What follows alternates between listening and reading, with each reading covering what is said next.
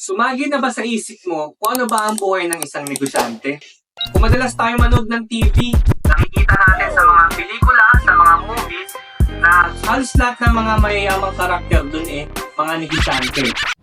Tsaka dyan sa lugar nyo, napansin mo yung mga taong medyo may angat sa buhay. Iba yung iba doon, may negosyo. Pero hindi natin nilalahat. Marami rin mga empleyado sa isang kumpanya na magaganda ang buhay ngayon na nakikita ko. Pero sa video na to, mas magpo-focus tayo kung ano ba ang buhay ng isang pagiging negosyante. Kung gano'n naman pala na gumaganda ang buhay ng isang tao pag nagne-negosyo, bakit hindi na lahat ng tao magnegosyo? Sa video na to, pag-uusapan natin kung ano ba pinagdadaanan ng isang tao na nagsisimula magnegosyo para malaman mo kung magsisimula ka rin ba sa buhay pag ninegosyo. Kung maaalala nyo dati, nung nasa school pa tayo, nung elementarya tayo, diba, madalas tayong pinagagawa ng teacher natin ng essay at ang pamagat nito ay kung ano ba ang gusto nating maging paglaki. Nung bata pa ako, naalala ko, ang lagi kong nilalagay dito, gusto kong maging businessman. Sa hindi ko malaman na dahilan, bakit yun lagi yung nasa isip ko pag may essay na ganon. Pagiging businessman lagi, ang sinasagot ko, ang title ng aking essay. So ito ngayon yung challenge.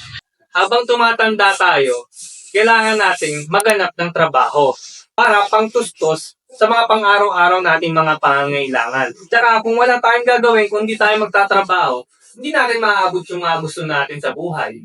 At baka pagsisihan pa natin to habang buhay.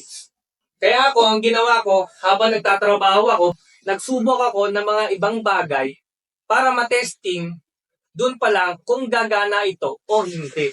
Mas safe mag-resign sa trabaho pag meron na tayong alam natin na napagaan ng negosyo. Kasi sa umpisa ng pagninegosyo, unang taon ito, pangalawang taon, pangatlong taon, panigurado, hindi naman ito kikita ng malaki para masustentuhan o masuportahan nito yung kinikita natin nung tayo pa ay nagtatrabaho sa isang kumpanya. Mahirap kasi yun na may ipon tayo, tapos magre-resign tayo, magne-negosyo tayo, ang iisipin natin, kikitain natin dun sa negosyo yung magiging pang-araw-araw natin na gastos. Para sa akin, malabo yun. Ewan ko lang sa ibang tao. Sa mga naranasan ko kasi, ang pagnenegosyo, sa umpisa, hindi talaga kikita yung negosyong itinayo mo. Narinig mo na ba yung mga salita na to? Time freedom at financial freedom. Madalas to napapanood natin to o naririnig natin sa mga taong nagsasalita sa online na pag nagnegosyo ka, maaabot mo tong mga salita na to. Time freedom and financial freedom, basta magnegosyo ka lang. Ang hindi natin alam, sa pag-uumpisa ng negosyo, hindi kagad natin maaabot yung time freedom and financial freedom na yan. Sa umpisa, 24 hours halos tayong magtatrabaho sa negosyo natin. Dahil kahit nakahiga na tayo sa kama, mag-iisip at mag-iisip pa rin tayo kung paano natin may aayos yung ating negosyo. At yung financial freedom, sa umpisa nga hindi nga yan bebenta Magpapakilala ka pa gagawa ka pa ng community.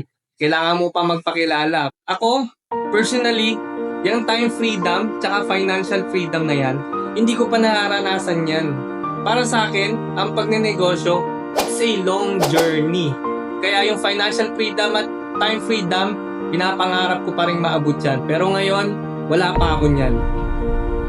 Sa negosyo, puro problema ang pagdadaanan natin. Sobrang daming problema. As in, sobrang daming problema ang pagdadaanan natin sa negosyo natin. Pero, pag nalampasan natin to, sigurado, maabot natin yung tagumpay na gusto natin. Basta lagi nating tatandaan na ang pagninegosyo, hindi yan pabilisan. Patagalan niyang umayaw at magsawa. At ang mainip, talo.